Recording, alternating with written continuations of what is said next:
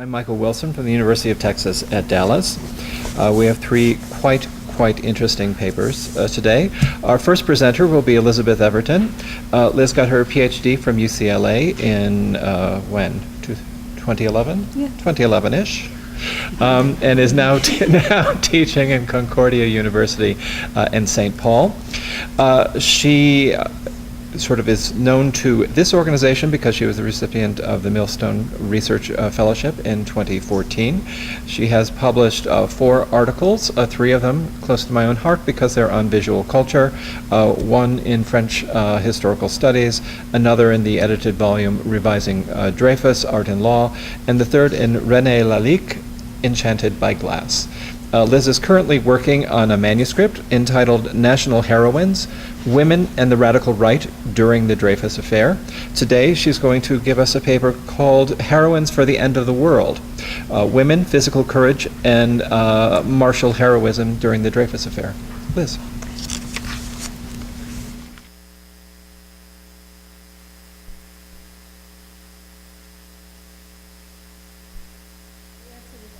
Though of course not always military prowess.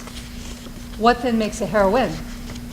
Excluded from formal military service, women found heroism frequently in self-sacrifice. Even as turn-of-the-century mass culture popularized stories of female heroes who displayed physical courage, women in general did not cross the divide between brave heroes and martial ones. That is, the divide between the willingness to give one's life and the willingness to take a life. During the Dreyfus Affair, however, as Dreyfusards challenged ideals of male military heroism, anti-Dreyfusards made heroines out of violent women. Now, lionizing armed women posed problems. 1,000 newspaper stories of hysterical women shooting, stabbing, or throwing acid argued that women, even if they could remain calm in the face of their own death, could not contemplate taking a life without losing their minds. To reconcile Joan of Arc and the wretched female protagonists of the faits divers was no easy task, but it was one that anti-Dreyfusards attempted repeatedly by representing as paragons women who engaged in justifiable violence in response to their own and to the nation's victimization. Now, martial heroines, of course, were not unknown in the 1890s. As Venida Dada notes, Joan of Arc was wildly popular in this time, particularly among the nationalist, anti-Semitic, and conservative groups that coalesced around anti-Dreyfusism. The Ligue des Patriotes, the formerly Boulangist League, revived as anti-Dreyfusard in 1898, gathered for public demonstrations around the statue of Joan of Arc in Paris, and Catholic anti-Dreyfusard groups such as the Union Nationale made Joan's May feast day into a political event. The militant Marianne, red-capped and ferocious, also appeared in imagery across the political spectrum in this time, though she was a problematic figure even for Republican nationalists. Nevertheless, she appeared to rally anti-Dreyfusard troops in newspapers such as the nationalist La Patrie and the anti-Semitic L'Anti-Juif. But most writers and artists of the 1890s stopped short of representing Joan or Marianne in the commission of a violent act, which makes the anti-Dreyfusard press's recurring vision of a heroic, murderous woman throughout 1898 all the more perplexing. So the violent heroine appeared at least 3 times in anti-Dreyfusard popular culture in the second half of 1898, arguably the height of the Dreyfus Affair. The first time was in fiction, and then twice more in press accounts of real women's action. With each recurrence, steps were taken to buff away the heroine's problematic elements, so that the violence committed by the last heroine, Berthe Henri, was largely symbolic. But even then, violence remained a crucial element of her heroism in discourse, if not in deed. Though she did not actually commit a violent act, her reported words and public persona allowed her supporters and encouraged her supporters to imagine it. The key to the puzzle lies not in the violence itself, but in its context, which is grave danger to both the family and the nation. These women's violence in this way was both reactive and contingent, which allowed it to be figured as heroic rather than deviant. Okay, the violent anti-Dreyfusard heroine made her first extended appearance in Fergus, a play staged in the summer of 1898. Fergus was a roman à clef staging the anti-Dreyfusard version of the Dreyfus Affair, in which the Alsatian cosmopolitan, but interestingly not identified as Jewish, Henri Fergus, urged on by the nefarious Baron Keckler and the femme fatale Elsa von Schwalbach, gleefully sells out his adoptive country on the promise of power, money, and love. In so doing, he betrays not only France, but his loyal wife, Louise. Henri Fergus, like Dreyfus, is captured, convicted, and exiled, and over 3 years, his wife, brother, and a band of supporters try to exculpate him. So when this came out in mid-1898, this was a really transparent vision of the anti-Dreyfusard narrative of the affair. Of course, for the denouement, they had run out of story at this point, so they just kind of made some stuff up. Henri, whose greed and ambition have been turned into open hatred of France by 3 years of suffering on Devil's Island, bursts back on stage only to be shot by Louise. He dies calling for vengeance upon France. The police rush in and arrest Elsa, the Baron, and the Fergusards, but not Louise. She is not arrested. And the audience is informed that the honor of the army and nation has been restored. So what were anti-Dreyfusard audiences to make of Louise Fergus? Transparently a fantasy version of Lucy Dreyfus, so much so that the character was actually referred to as Lucy by at least one of the reviews of the play. She is nonetheless the unquestioned heroine of the piece, both in her extreme devotion to her family and her country, and ultimately in her final fatal act. In an early scene, Louise proclaims herself chauvine and admits to her husband that she fell in love with him because he was a soldier. And as such, he represented the incarnation of her beliefs and dreams, because he was, at least as she thought, working to defend her beloved patrie from foreign threats. With her dreams of a happy home and happy homeland shattered by her husband's triple betrayal of herself, her family, and the nation, Louise can do nothing but exact her own justice. "The law of the land spared your life," she cries before shooting, "but my justice is harsher."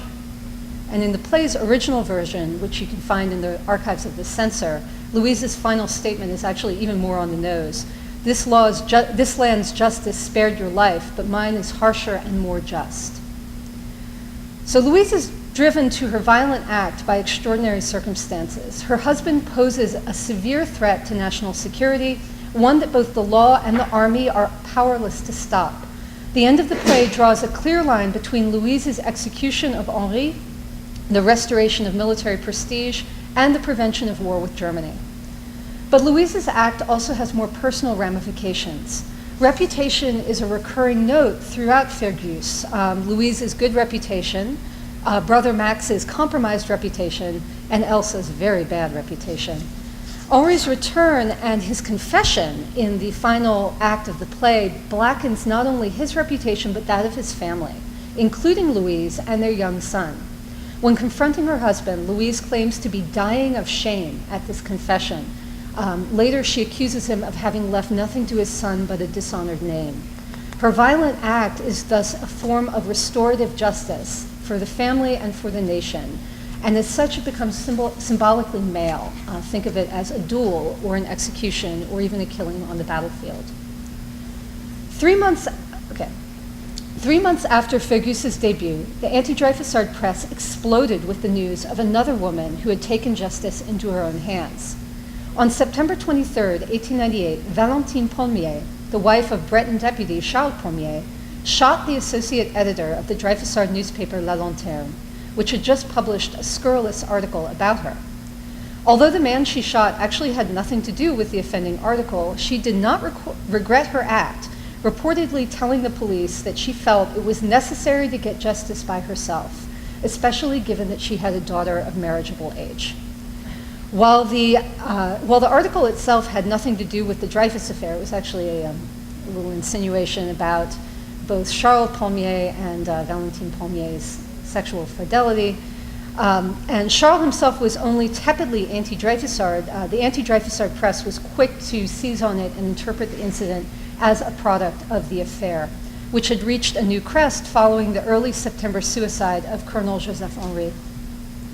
Like that of Louise Fergus, Valentine Palmier's attack was imagined as the product of circumstances, of the Dreyfus affair, and of the loss of family honor, which was on an individual level just as damaging as the Dreyfus affair was for the nation. With her husband out of town and therefore unable to expunge the insult to the family name through the customary means of the duel, Valentine Palmier needed to act, and act fast. At the time of both the crime and her December trial, the anti-Dreyfusard press repeatedly drew connections between Valentine's act and the duel her husband should have fought after the article's publication. In this construction, her violent action was not aberrant but heroic. It was the act of a courageous woman in an impossible situation.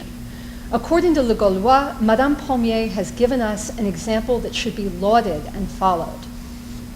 Again, for both Louise Fergus and Valentine Palmier, the personal and political were inextricably linked. Louise's family crisis was part and parcel of the national crisis created by her husband, and Valentine's predicament stemmed from the Dreyfus affair. And indeed, Le Petit Journal and La Libre Parole, both strongly anti-Dreyfusard newspapers, took this connection between the Palmier and the Dreyfus affairs a step further, arguing that not only the former was not only an unfortunate consequence of the latter, but really its natural end, and that more blood would be shed. However, perhaps the real bloodshed in the Palmier affair soured anti-Dreyfusards on the actually violent heroine, and certainly it soured them on Valentine Palmier the more they thought about her. By the time she was tried and acquitted in late December, a new heroine had emerged to take her place, one whose violence remained somewhat safely, abstract and contained.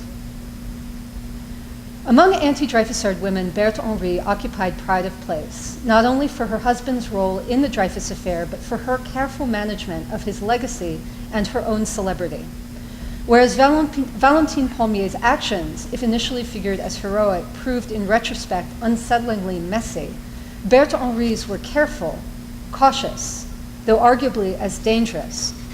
The widow of Joseph Henri, dead by his own hand after the revelation of his forgeries smashed the case against Dreyfus, Berthe too sought to get justice for herself.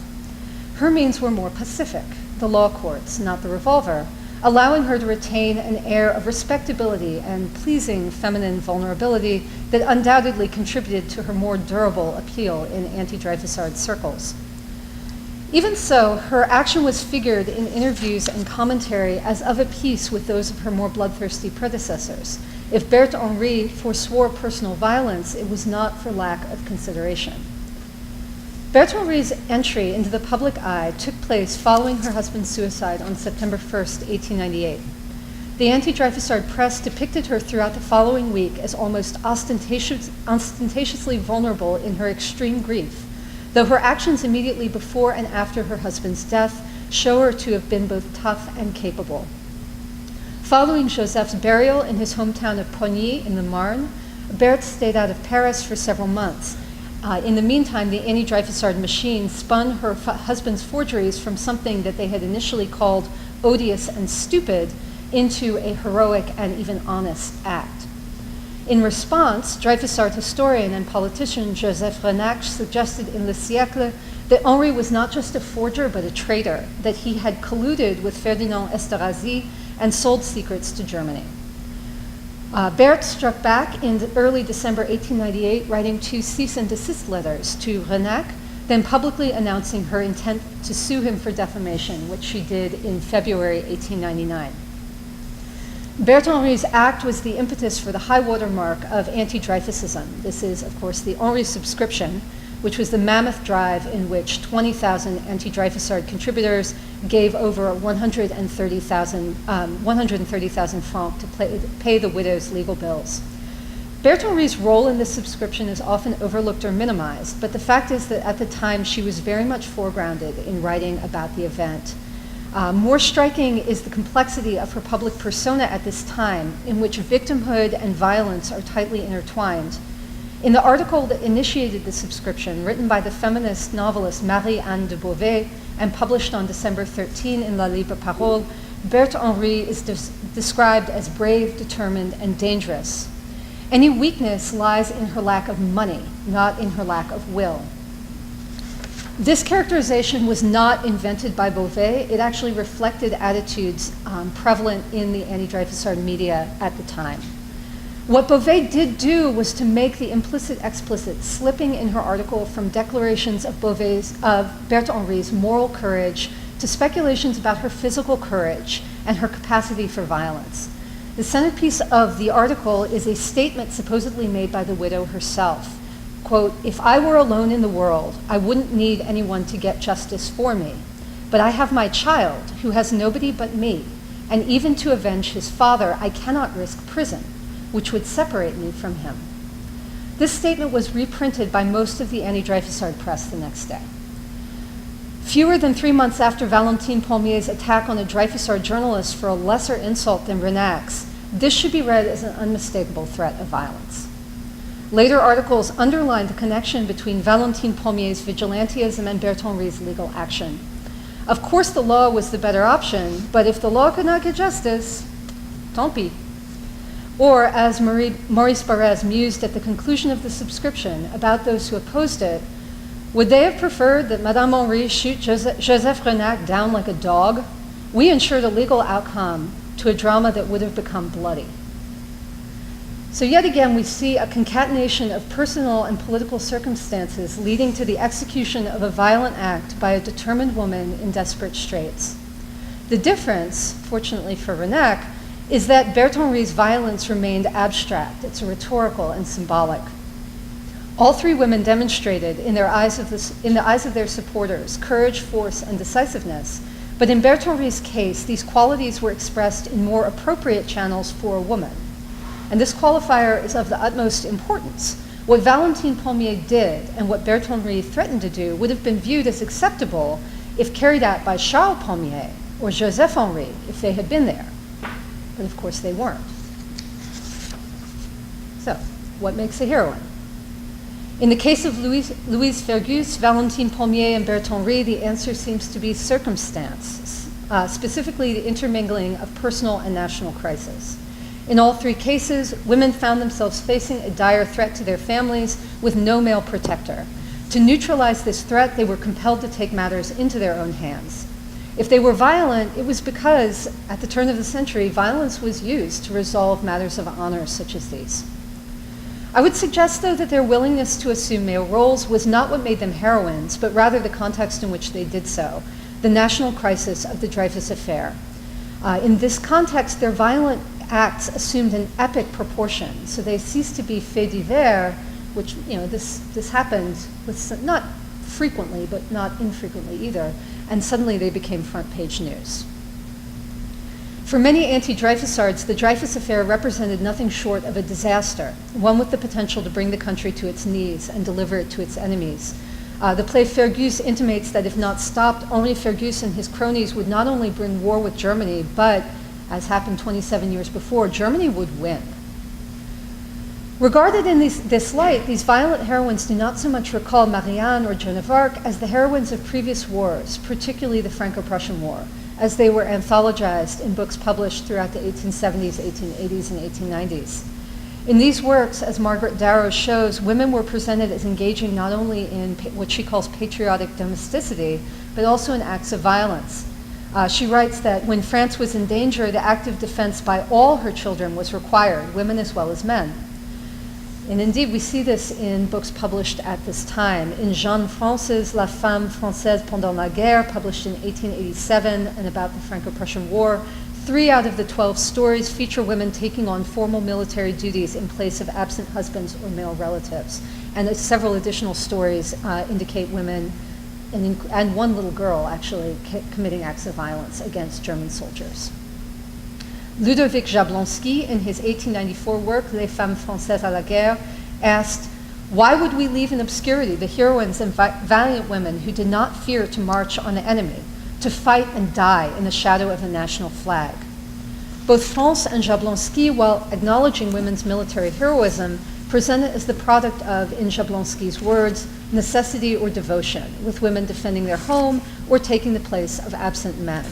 Their actions are bounded by circumstance, making their violence safe. It's flagged as atypical, outside of the realm of ordinary life, and thus lacking the power to disrupt. And indeed, moreover, after committing their violent acts, the women in these books disappear back into the anonymity of daily life, if they're not actually killed in the process of committing violence. Now, this raises the question, can violence ever be truly safe? particularly female violence, at a time when violence of this kind was so very clearly coded male. Without a doubt, Bertrand Henry's symbolic and rhetorical violence was far preferable to Valentine Paulmier's actual violence, particularly after Charles Paulmier returned to Paris and fought a duel that made Valentine's act needless. Madame Henry's suit in December pushed Madame Paulmier's trial to the back pages of the newspaper, along with the faits divers. But even Bertrand Henry's heroism was circumscribed. She was not intended to be a real flesh and blood hero. For example, though she attended numerous political meetings, she did so as an anonymous member of an audience, not as a featured guest. And when an officer of the Ligue des Patriotes brought her as his guest to an event, his supporters advised him to refrain in the future from publicly displaying that unhappy woman. Having done her duty to the family and nation, it was more seemly for her to simply fade away, like the heroines of 1870. Louise Fergus, of course, did fade away. Her story ends. It ends with the end of the play, for which there really can be no sequel. But Valentine Paulmier and Bertrand Henry did not. Their heroic stories have a notable second act. Both women were actually awarded the Legion of Honor in 1921 for their actions during the First World War, during which they were both nurses. So again, it seems circumstances called them into heroism, though this time to preserve life rather than to take it. Thank you.